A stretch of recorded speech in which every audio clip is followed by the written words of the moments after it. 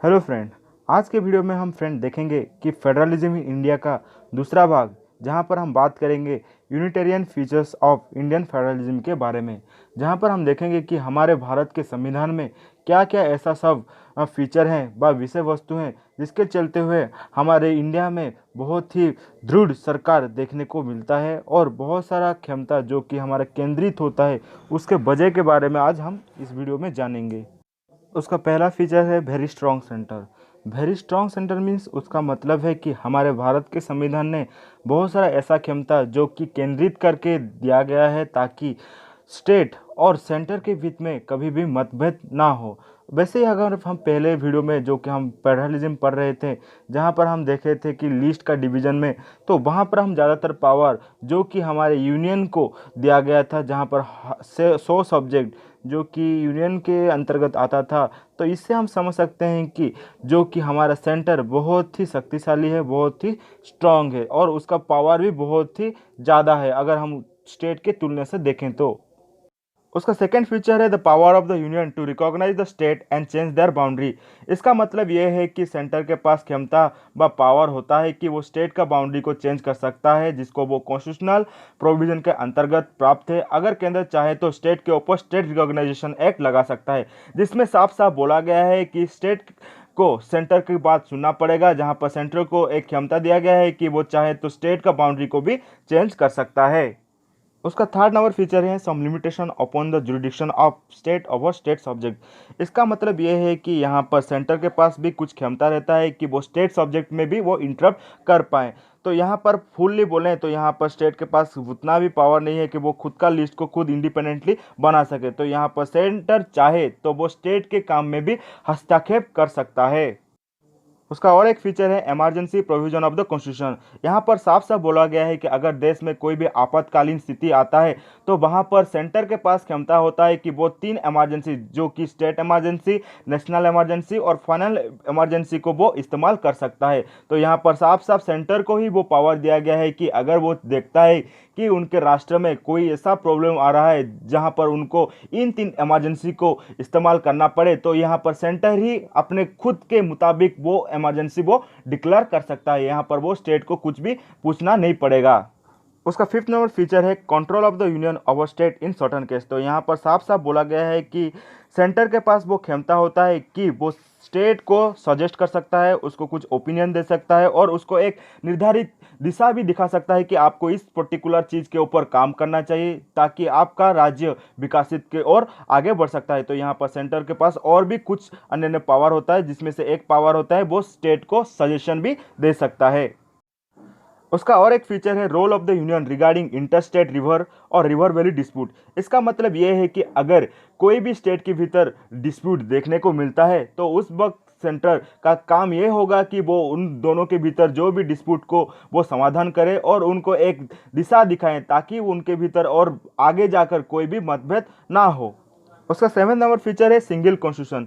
Single constitution means यहाँ पर बोला गया है कि भारत में एक ही संविधान लागू होगा, एक ही संविधान के अंतर्गत वो चाहे सेंटर वो चाहे स्टेट सब एक साथ ही आएंगे, किसका भी अलग अलग कॉन्स्टिट्यूशन नहीं होगा। तो यहाँ पर साफ साफ बोला गया है कि भारत में एक ही कॉन्स्टिट्यूशन होगा, उस कॉन्स्टिट्यूशन में जो सब लिखा होगा उसको मानना सेंटर और स्टेट को बाध्यतामूलक है।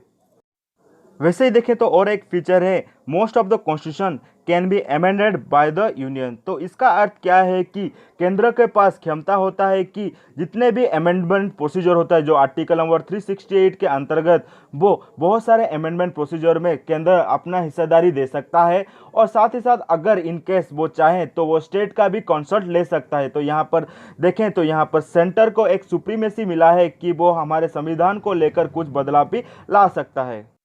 उसका और एक फीचर है सिंगल सिटीजनशिप। तो सिंगल सिटीजनशिप का अर्थ है हमारे देश में एक सिटीजनशिप का प्रथा है जहां पर हम सब लोग एक ही देश के नागरिक हैं, नहीं कि कोई स्टेट का नागरिक है ना कोई अलग कोई स्टेट का नागरिक है। यहाँ पर हम एक ही नागरिक हैं जो कि हैं भारत के नागरिक हैं। तो यहाँ पर हमारे यूनिटी और इंटीग्रिटी को दर्शाया गया है, जहाँ पर हम ये दुनिया को बोलना चाहते हैं कि हम भारतवासी एक है। सो हमारे कॉन्स्टिट्यूशन के प्रियम्बुल में भी वो चीज़ दर्शाया गया है, we the people of India.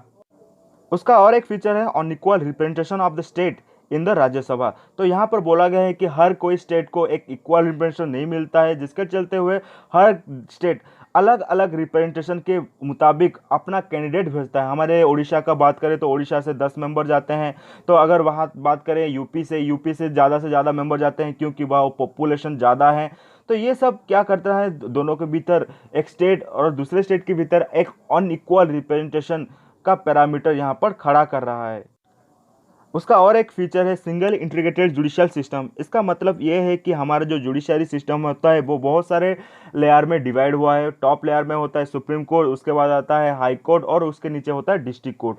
तो यहाँ पर एक चीज़ हमें देखने को मिलता है कि वो चाहे स्टेट चाहे वो चाहे सेंटर हो, वो सब सुप्रीम कोर्ट का बात मानते ही मानते हैं। तो यहाँ पर और एक चीज़ हम देखेंगे कि अगर इनकेस कोई भी डिस्प्यूट होता है सेंटर और स्टेट के भीतर, तो यहाँ पर सुप्रीम कोर्ट को क्षमता होता है कि वो उन दोनों को डिस्प्यूट को रिसोल्यूट करें और उनके भीतर जो भी मतभेद है उनको दूर करें। यूनिटेरियन का और एक फीचर है कॉमन ऑल इंडिया सर्विस। इसका मतलब ये है कि जितने भी हमारे देश में आईएएस आईपीएस का एग्ज़ाम कंडक्ट किया जाता है वो यूपीएससी कंडक्ट करता है, जो कि हमारे धारा नंबर आर्टिकल 312 में मेंशन किया गया है, जिसके अंतर्गत खाली सेंटर व एक दिल्ली में स्थापित एक बॉडी जो कि उसको कंडक्ट करता है, जिसका नाम है यूपीएससी। वैसे ही व्यवस्था हमारे राज्य में भी है, मगर राज्य में जनरली उसको ओएस बोला जाता है, Orissa administrative service, Rajasthan administrative service, Gujarat administrative service, वो अपने स्टेट लेवल में ही काम करते हैं। तो यहाँ पर बोला गया है कि जो आईएएस और आईपीएस ऑफिसर जो चुने जाते हैं वो ऑल ओवर इंडिया में काम कर सकते हैं।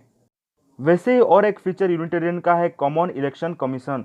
तो कॉमन इलेक्शन कमीशन का मतलब ये है कि जो हमारा इलेक्शन, वो जो निर्वाचन आयोग होता है वो एक ही होता है जो हमारे लिए इलेक्शन कंडक्ट कराता है, जो कि हमारे आर्टिकल नंबर 324 में मेंशन है।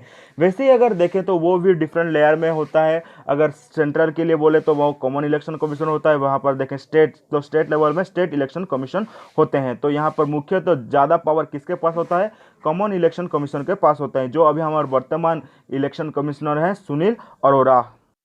वैसे ही और एक फीचर है common control and auditor general. तो common control and auditor general क्या होता है, जो कि वेरीफाई और चेक करता है जो भी हमारे अकाउंट मैटर होता है, जो कि यूनियन और स्टेट का। तो यहाँ पर हम देखें तो कंट्रोल एंड ऑडिटर जनरल को भी हर लेयर हिसाब से उसको डिवाइड किया गया है। सेंटर में अगर देखें तो सबसे सुप्रीम हेड होता है सीएजी, उसके बाद उसके नीचे होता है एसएजी, जो स्टेट कंट्रोल ऑडिटर जनरल होता है एससीएजी। तो ये सब हमारे आर्टिकल नंबर 148 में मेंशन किया गया है कि किसके पास ज़्यादा क्षमता रहने वाला है। तो ज़्यादातर क्षमता सीएजी के पास होता है। वैसे ही देखें तो और एक फीचर है centre power to appoint the governor of state. तो यहाँ पर सेंटर के पास पावर होता है कि जितने भी वो गवर्नर हैं, हम स्टेट में जितने भी गवर्नर देखने को मिलता है वो सबको अपॉइंट सेंटर के द्वारा ही किया जाता है। अगर हम उसका लास्ट फीचर जो कि है financial security of the union, उसका तहत किया गया है कि जितने भी हमारे फाइनेंशियल रिलेशन जो कि हम यूनियन और स्टेट के भीतर देखते हैं, तो ज़्यादा से ज़्यादा यहाँ पर फाइनेंशियल मैटर में ज़्यादा पैसा यहाँ पर यूनियन के पास होता है। यूनियन ही उस चीज़ को बिगर वे में उसको फॉर्मुलेट करता है। तो एक प्रकार के देखें तो यूनियन के पास फाइनेंशियल पावर दिया गया है।